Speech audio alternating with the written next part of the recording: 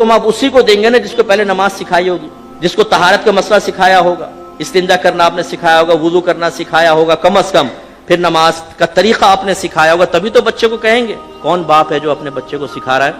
اور پھر وہ نبی جو رحمت للعالمین ہے وہ فرما رہے ہیں جب بچہ 10 برس کا ہو جائے تو مار کر نماز پڑھاؤ۔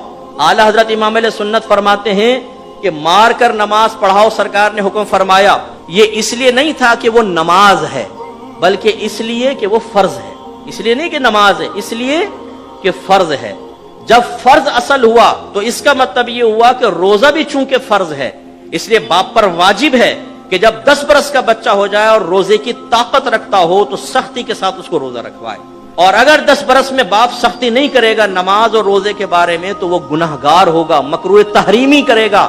مکروہ تحریمی فعل ہے یہ، کیونکہ حدیث کا رد کرنا یا اس کے خلاف جانا مکروہ تحریمی ہوتا ہے، سرکار کے حکم کے خلاف جانا۔ اب کتنے والدین ایسے ہیں، ہم تو ہر تو بچہ 10 برس، ابھی تو کھیلنے کی عمر ہے، ابھی کون سا بالغ ہوا ہے۔ بھائی بلوغت سے، اسی لیے تو آپ کے نبی سمجھا رہے ہیں بلوغت سے پہلے سکھاؤ اس کو۔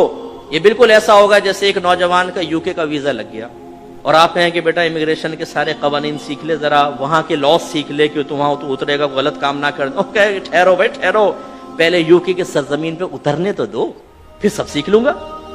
تو آپ کیا کہیں گے؟ اتر کے کوئی غلطی کرے گا واپس بھیج دیں گے، بے وقوف آدمی، ابھی سے سیکھ یہاں پر آئلٹس وغیرہ کر، لینگویج آج کل بہت ضروری ہے اور سارے قوانین۔ لہٰذا اگر کوئی نسوار رکھ کے پچکاریاں مارتا ہے نا یہاں پر، یا نظر بچا کر لفٹ کے اندر پان کی بڑی سی پیک پھینک کر پورا رنگ کر دیتا ہے جہاں رنگ کرنے کی کوئی حاجت بھی نہیں ہوتی، یہ بھی جب دبئی جائے گا تو سارے لاس سیکھ کر جائے گا۔ وہاں کبھی ایسے نہیں ہوگا کہ ایئرپورٹ پر اتر کے کسٹم شیڈ کے ساتھ پچکاری مار بولے کیف حالک، سارا سیکھ کے جائے گا۔ وہاں کیسے تمیز آ گئی بھائی؟ کیوں پہلے آپ نے سیکھا؟ اس لیے کہ مصیبت سے پہلے اس کی پروٹیکشن، اس کے تمام معاملات سیکھنے چاہیے۔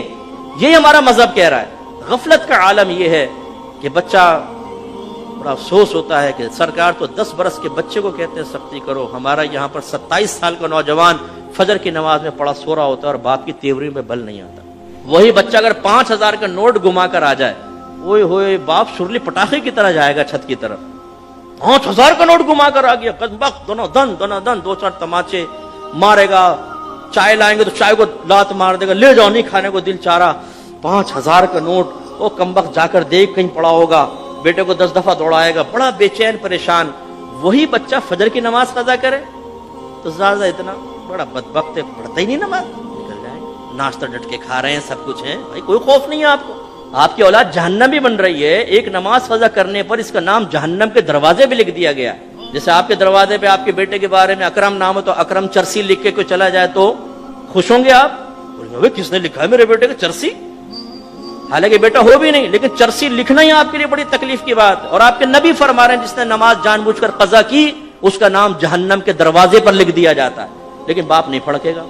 چرسی پہ پھڑک گیا، وہاں جہنمیوں میں نام لکھا گیا، اولاد کو کوئی پرواہ نہیں ہے۔ بیوی پڑی سو رہی ہے، خراٹے لے رہی ہے ساری رات میں، تھک گئی ہوں جی میں، اس لیے فجر کی نماز نہیں پڑھ رہی، کوئی تیوری میں بل نہیں آتے۔ بھائی اٹھو نماز پڑھو، گھر میں بے برکتی اور نحوست ہوگی۔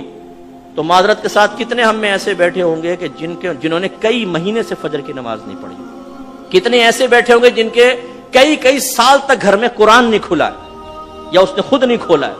فرصت ہی نہیں۔ سیکھیے خدا را، اصلاح کیجئے، احکام شرعیہ عملیہ سیکھیے، اپنے بچوں کو سکھائیے۔